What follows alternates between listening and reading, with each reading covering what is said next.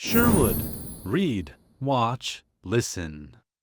In which Christopher Robin gives Pooh a party, and we say good-bye.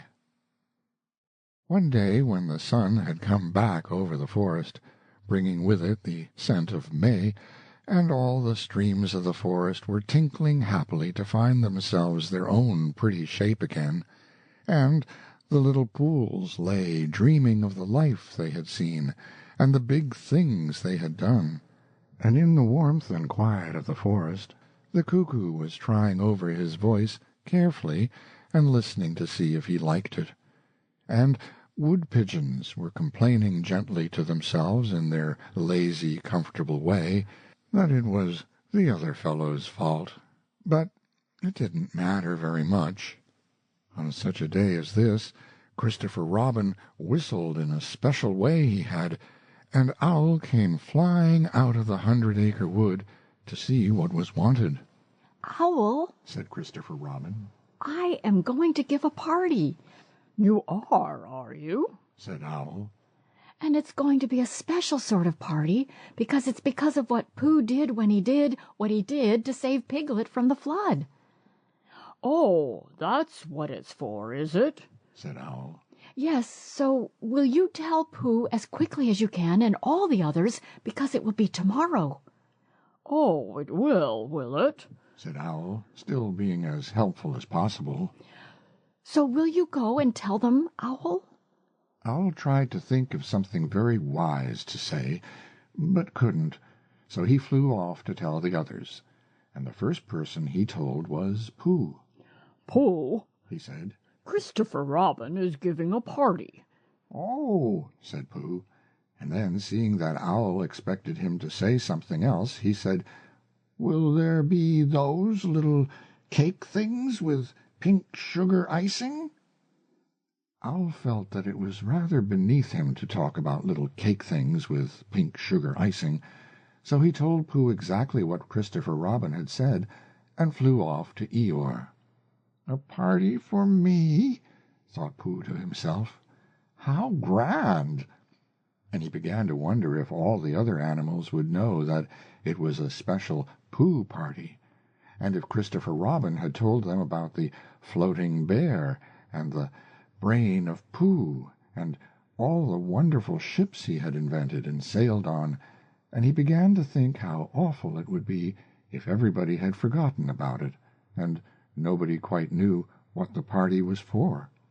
And the more he thought like this, the more the party got muddled in his mind, like a dream when nothing goes right. And the dream began to sing itself over in his head until it became a sort of song. It was an anxious Pooh song. 3 cheers for Pooh. For who? For Pooh. Why, what did he do? I thought you knew he saved his friend from a wetting. 3 cheers for Bear. For where? For Bear. He couldn't swim, but he rescued him. He rescued who? Oh, listen, do. I am talking of Pooh. Of who? Of Pooh. I'm sorry I keep forgetting. Well, Pooh was a bear of enormous brain. Just say it again. Of enormous brain. Of enormous what? Well, he ate a lot, and I don't know if he could swim or not, but he managed to float on a sort of boat. On a sort of what? Well, a sort of pot. So now let's give him 3 hearty cheers.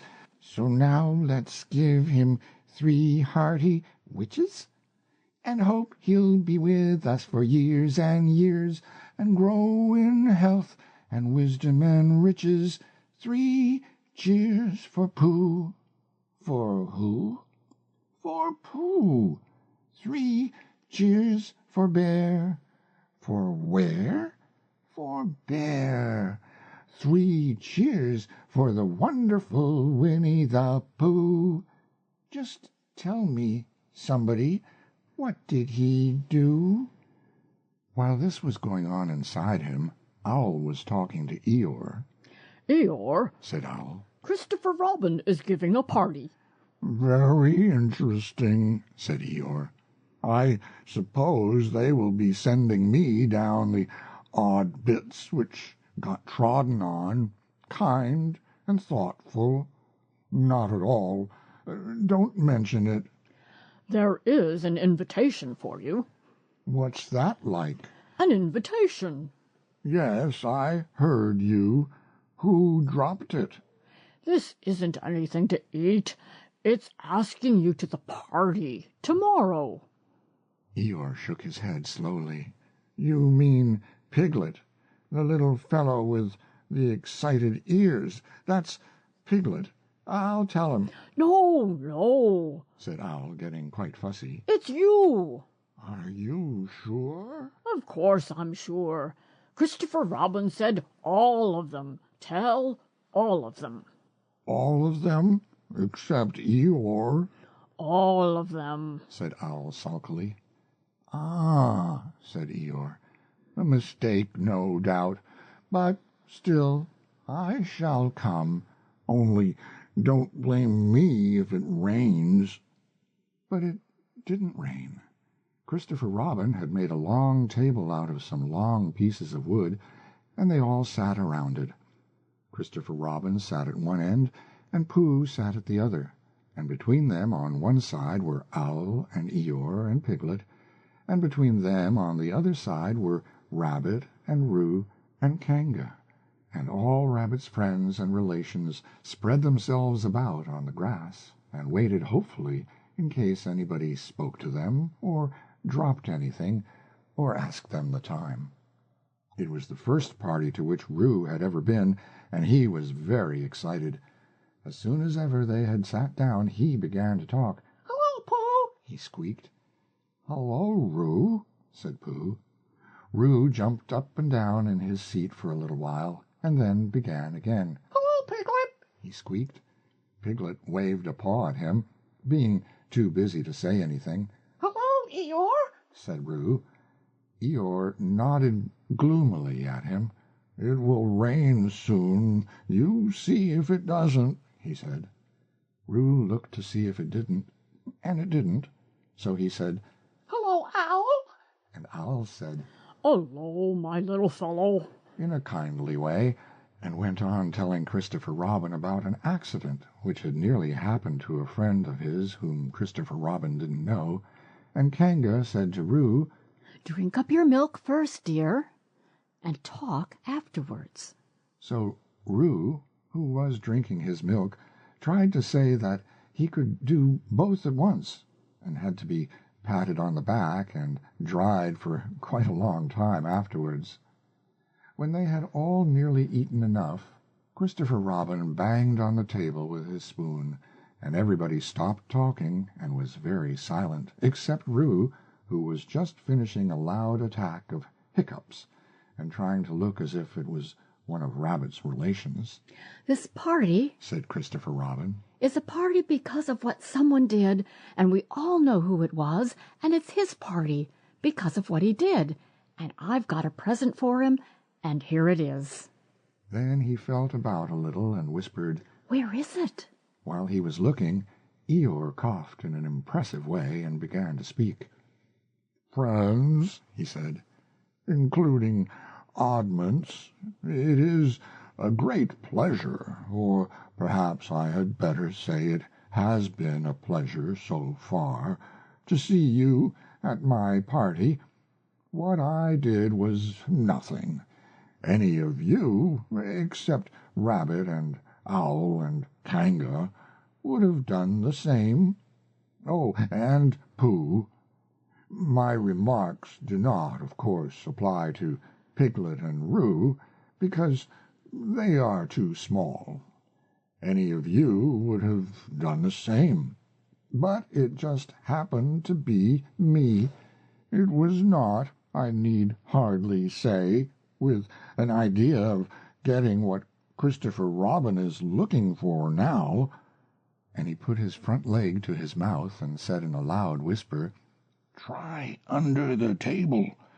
That I did what I did, but because I feel that we should all do what we can to help.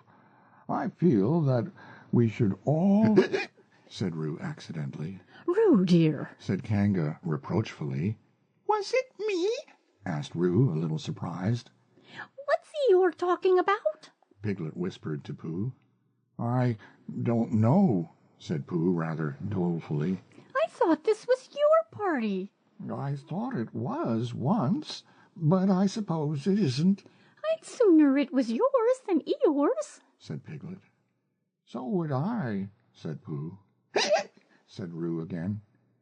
As I was saying, said Eeyore loudly and sternly, as I was saying when I was interrupted by various loud sounds, I feel that... Here it is, cried Christopher Robin excitedly. Pass it down to silly old Pooh. It's for Pooh.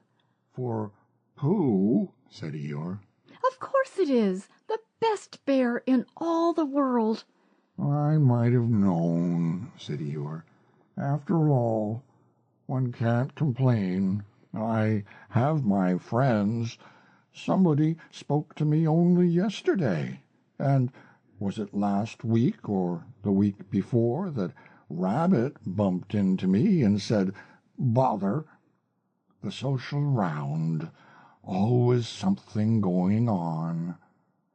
Nobody was listening, for they were all saying, Open it, Pooh. What is it, Pooh? I know what it is. No, you don't. and other helpful remarks of this sort. And of course Pooh was opening it as quickly as ever he could, but without cutting the string, because you never know when a bit of string might be useful. At last it was undone. When Pooh saw what it was, he nearly fell down, he was so pleased. It was a special pencil case. There were pencils in it marked B for bear, and pencils marked HB for helping bear, and pencils marked BB for brave bear. There was a knife for sharpening the pencils, and India rubber for rubbing out anything which you had spelt wrong, and a ruler for ruling lines for the words to walk on, and inches marked on the ruler in case you wanted to know how many inches anything was, and blue pencils, and red pencils, and green pencils for saying special things in blue and red and green. And all these lovely things were in little pockets of their own, in a special case which shut with a click when you clicked it. And they were all for Pooh. "Oh," said Pooh. Oh, Pooh! Said everybody else except Eeyore. "Thank you," growled Pooh. But Eeyore was saying to himself, "This writing business, pencils and what not, overrated if you ask me. Silly stuff, nothing in it."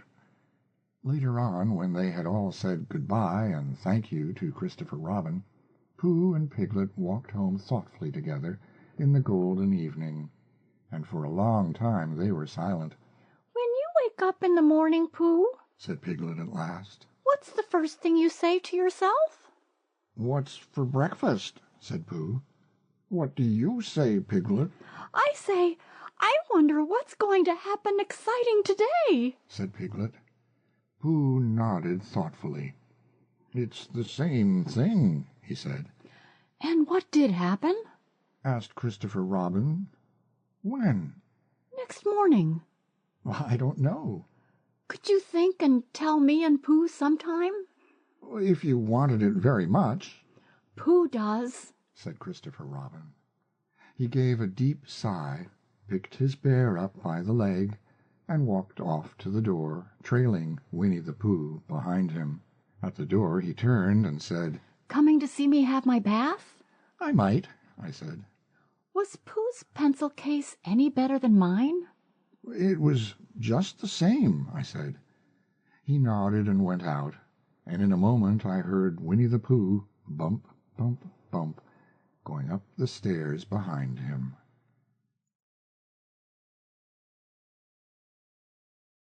Thanks for watching Sherwood. Scan the QR code to download our free app. Subscribe for unlimited access to books, audiobooks, podcasts, movies, and shows. See you next time.